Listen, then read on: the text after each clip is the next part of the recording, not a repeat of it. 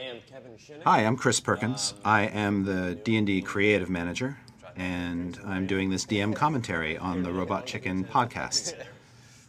In this commentary, I'll talk about my experience running a game for the Robot Chicken writers, and also talk a little bit about the fine art of DMing, which is only slightly harder than breathing. Believe it or not, and I'm real excited to be here. I am a big fan of Robot Chicken and Greg the Bunny, and let me tell you how this all got started. I got a call from Dan Milano, who one of the writers on Robot Chicken, and also the voice of Greg the Bunny. And it was as if the Greg the Bunny puppet was actually calling me, because Dan sounds just like the character that he portrays. And he wanted me to know that he was a huge fan of the Penny Arcade podcasts, which I had done a couple series of up to that point. And Dan wanted in, basically, and he said that he had some friends who were D&D curious and he wanted to get them involved as well. So we had this little love fest, you know, Dan talking about the podcast, me talking about Greg the Bunny, and we decided between the two of us that we had to get a group together and have some fun. But it took several months for our schedules to actually align. I think he called me back in March or April of 2009, and we actually shot the game right before Christmas 2009 in Hollywood, in the pouring rain, which I'll talk a little bit about later. Very unusual. When the gang sat down to actually play, it's worth noting that the players chose their characters from a selection of pre-gens that I had brought with me to the game. And they only had about 2 minutes to come up with a name for their characters beforehand. Let me know what they are and I'll write them down so I can refer Hence, to the characters. Ranrock. Ranrock, R-A-N. Okay. He ran and then he rocked. Also ran. All right. This is Bluebell. Bluebell. I love it. Bluebell the Drow. He is a drow. My boarder's name is Steel. The stripper. The half-elf stripper. Yeah, so they really just sort of pulled these names out of their asses. I don't know how they came up with I them. have a human wizard. Yeah. And his name is Jaundice the Mauve. Ooh. Wow. Yes. Disgusting. Until he dies, he will be Jaundice the Turquoise. This is Jonathan? No, I'm kidding. This is Jonathan would have been a good name for a Goliath. Goliath, and his name will be Kainuk Sin. Kainuk Sin. Little piece of trivia for you. That's actually a really good Goliath name, even though Kevin probably didn't know it at the time. Goliaths were originally creations of game designer Dave Noonan, and their culture and naming conventions were very Polynesian in flavor, influenced by Dave's life growing up in Hawaii. Let me talk a little bit about Undermountain. I had spent about 2 weeks prior to this game putting together the adventure.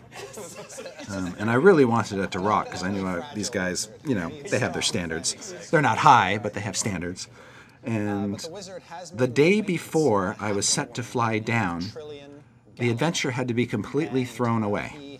The folks on the marketing team came to me and said, "Oh, wouldn't it be cool, like, to tie this adventure that you're running for Robot Chicken into the new D&D Encounters program that we're running next year?" And D&D Encounters, for those who don't know, is a very exciting organized play program, or it's basically run by our organized play folks, and it's about players in stores playing D&D and having a lot of fun. So this was a great idea.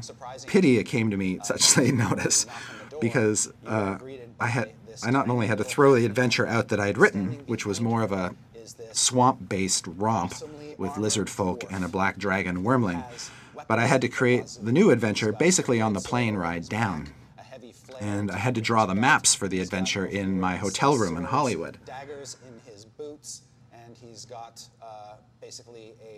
And of course I had to bring all my marking pens and everything down with me, and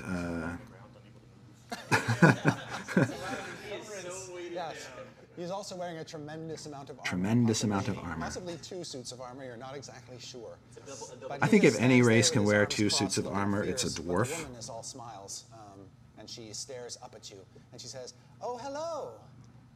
Welcome." Originally, the character of the NPC of Trillian, their benefactor, was going to be, I think, a half-elf. And there was a reason for that. But when I got to sorting out the miniatures that I brought with me to play, I realized I didn't have a half-elf figure, but I had a halfling female, so Trillian Galloway became a halfling.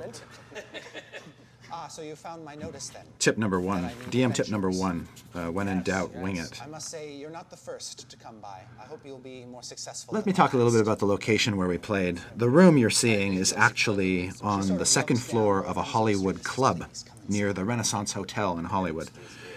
The club, which I won't name here, was this dark and dingy hole, literally a hole in a wall. And it actually felt like we were playing in a dungeon. Also, did I mention the rain? You probably can't tell listening to this, but the downpour was astonishing. Hollywood almost never gets rain, and we got absolutely drenched the whole time we were there. It did not stop. And it was absolutely beating down on this place, and this place was not designed to be water repellent.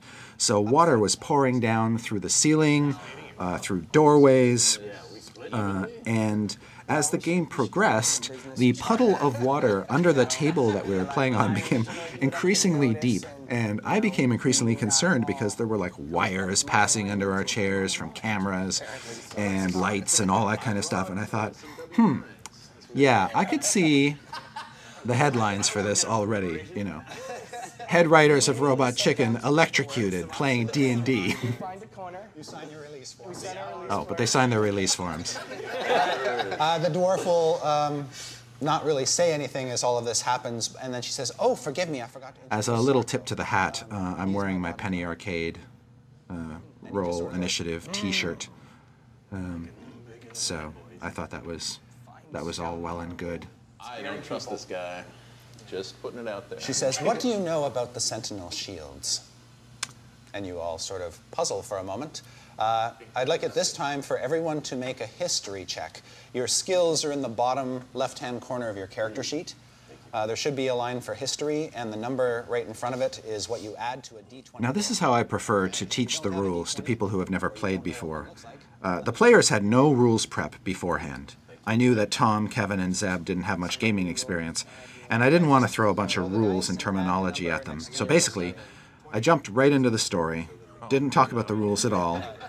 That was a decision I'd made on the fly. Which brings us to DM survival tip number 2. Keep the story moving and just go with the flow. 2. You guys weren't listening. No, you're not making your bonus. The drow is like, why am I here bonus again? Is 0. Something about a So you shield. add 0 to 2. Right. So I think you have your thumb in your mouth. Play to top. I don't write You it don't down. have to write These anything have all down, been just done have to for add us. numbers. Meanwhile, So really, this whole roll the history check is their first real contact with dice rolling in the game. Up to this point, they've had a conversation with an NPC. They've gotten the lay of the land. They kind of know what they're doing and where they're going. And the idea of the D20 roll, the sort of overruling mechanic of the game, really sort of comes out in this practical sense. Right. I've never played D&D before. I don't know about these Sentinel shields. Bards travel the world. Bards pick up all sorts of knowledge.